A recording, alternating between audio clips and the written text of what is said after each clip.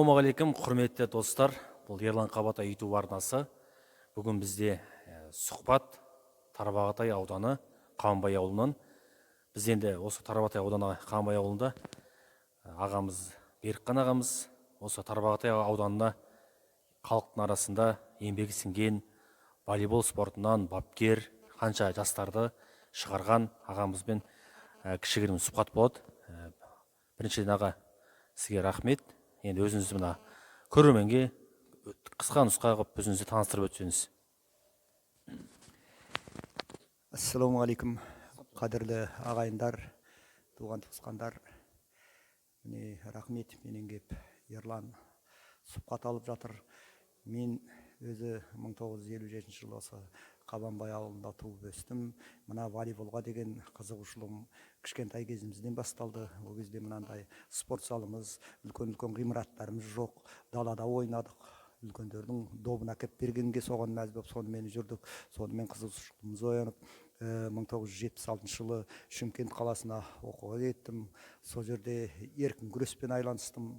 Еркін күрестен екінші разряд, қазақша күрестен кандидат мастер спорттығын алдым. Мен қазір Кентау қаласына Грек-Римнен де барып, түрлі жарыстарда жүлделі орындар алып жүрдік. Содан армияға кеттік. Армиядан келгеннен кейін волейбол спортын сол әрі қарай дамытып, сол балалардың бәрін түгел дайындап, соларды үлкен спортқа, болашаққа деген сенімдерін ұштап, ары қарай алып кетіп, талай балаларым қазір міне өзім 64-ке келсемде әлі күнге дейін допта осы күнделікті келіп, балалармен бірге дайындықта өзім қоса ойнап, сонымен жүрім. Жақсы балаларым бәрі түгел. Енді атап айтсақ, үлкен республикалық, облыстық деңгейде балаларымыз шығып жатыр. Менің балаларым Асқат, Біржан, Бағлан, Жасұлан дегендерім. Аға, олар сол жаңа айтқан есімді жігіттер республикалық деңгейде кәдімгідей профессионал дейміз ғой, сол ойнап жатыр. Қай клубтарда, қай қалада ойнап жатыр? Мына Өскемен қаласында Асқаттар мысалы үшін жігер клубы дейді ғой, жігер клубында соларға сборныйға алған, мысалы үшін Біржандарды, сол жаңағы Асқаттарды сол жігер клубында. Енді Сабыржан деген ұлымыз, Дарын деген ұлдарымыз Астанада ойнап жатыр. Енді олардың бәрін мен өзім мақтан тұтам. Өзім қазіргі өсіп келе жатқан 7-ші 10-11-ші класс сыныптың балалары да жақсы ойнап жатыр. Енді өзімізде Сапаш Бағлан деген бар. Ол да жақсы облыстық деңгейде өнер көрсетіп жүр, бәрі түгел жақсы. Күнделікті дайындықтамыз. Жақсы жүріп жатырмыз. Жақсы аға, енді сіз барлық сұраққа бірден жауап бердіңіз. Мынау енді сіз волейбол деген махаббатыңыз ерекше. Жаңа айтып тұрсыз, қанша жастар істен шықты. Істен төлеп шықты, үйреніп шықты, барлық спортын, волейболдың қыр-сырын барлығын үйреніп шықты. Енді сіз мемлекет тарапынан осы сізге жалпы бір арнайы осы еңбегіңіз үшін бағалап, тіпті орден тақпаса да бір арнайы кеп бір мақтау қағазын берді ме үкімет тарапынан? Болмаса сіз барып сұраған жоқсыз ба? Жоқ, онда ештеңе сұрағамыз жоқ. Енді үкімет тарапынан да онда ештеңе беріле қойған жоқ. Енді өзімізде бұлай спонсорлар кейде мына аудандық жарыстарға, кейде көлік таба алмай айтып қалған кезде Бейсенбаев, Мұратхандар деген сияқты жігіттер, енді кішкентай қалталы азаматтар менің командамды бірақ апарып жүрді. Өзім қоса барып, өзім қоса ойнап жүрдім. Енді аудандардан ыңғай орындар алып жүрдік, жүлделі орындарды. Енді ол кездерде көмектесті ол жігіттер.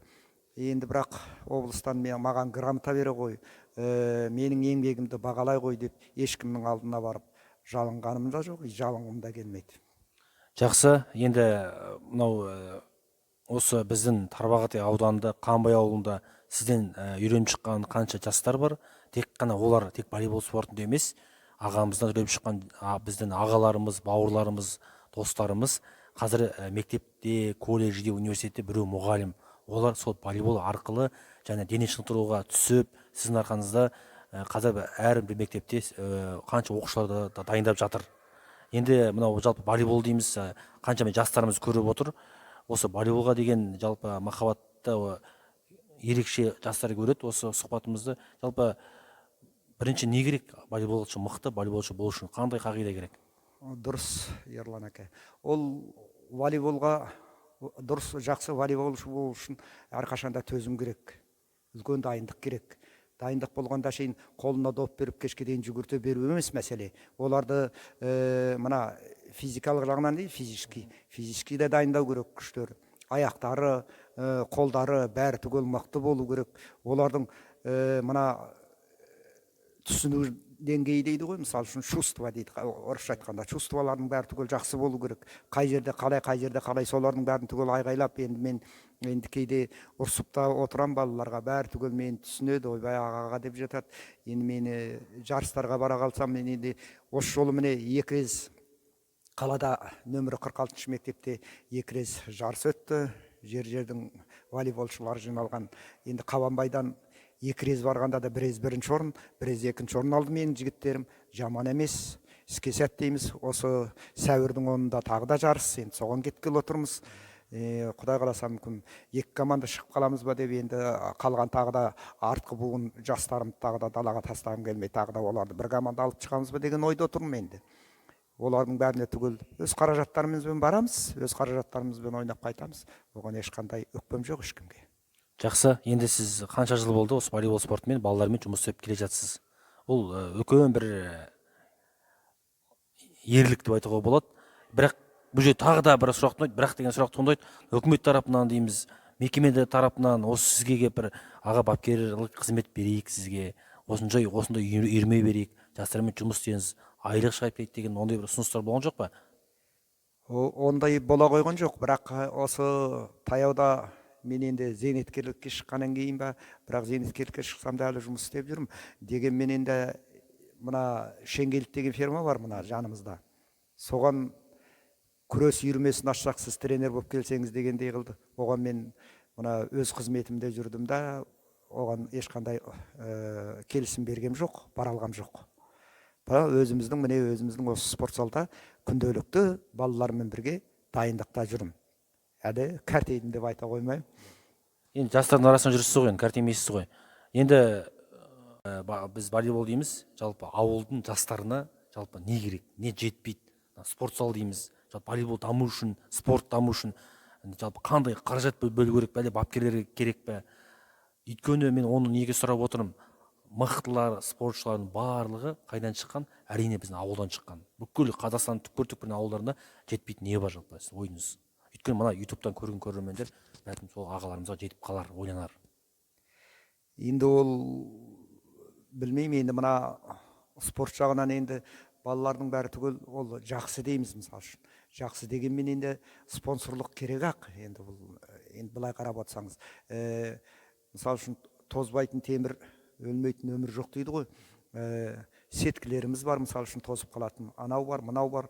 Ол енді мектеп қаражатынан немен етпейді. Бірақ ана жыл сайынғы 5 жыл бітіргендер, 20 жылдықтар, енді солар спонсор болып кеп, бәрін түгел немен етеді, спорттық жарыстар өткізіп кетеді. Соларына көп рахмет айтамыз, жігіттердің, балалардың, алдыңғы буындардың бәріне түгелдей. Солар кеп әртүрлі спорттық инвентарлардың бәрін түгел әкеп беріп кетеді. Пока енді өзімізше ештеңеден мұқтажбыз деп айта алмаймын. Балаларды ары қарай тәрбиелей беруге енді жететін шығар деп ойлаймын өзімше. Жақсы, енді біріншіден сізге көп рахмет. Бұл осы біз ауылға арнайы бір сапармен келген болатынбыз, сізбен сұхбаттасып жатырмыз. Енді бұйырса тағы да арнайы бір сұхбаттар болады. Енді құрметті достар, құрметті көрермендер, құрметті үкіметте отырған ағаларымыз, бұл жерде енді былай да волейбол дейін ауылдың жастары дейміз. Тек қана осы Қабанбай ауылы емес, бүкіл Қазақстанда ауылдарда бар. Енді тек сол 20 жыл деп жатсыз ғой, мектеп бітірген түлектер 20 жыл, 10 жыл, 30 жыл, солар келіп бір арнайы сетка алып береді, олып береді. Тек оларды күтіп отырмау керек.